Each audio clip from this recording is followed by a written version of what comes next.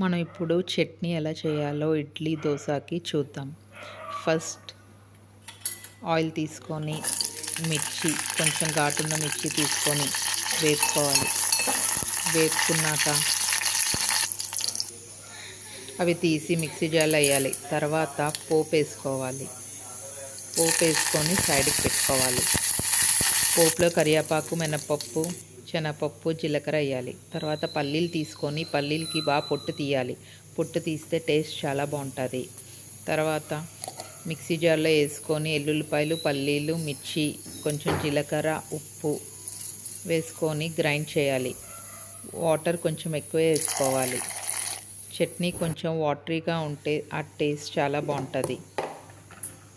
తర్వాత పోపు వేసుకున్న దాంట్లో చట్నీ కలపాలి. ఇప్పుడు ఈ చట్నీ ఇడ్లీ, దోశ దేనికైనా చాలా బాగుంటుంది. ఇట్లా వాటరీగా ఉంటే టేస్ట్ వేరేగా ఉంటుంది. Thank you. Please subscribe my channel.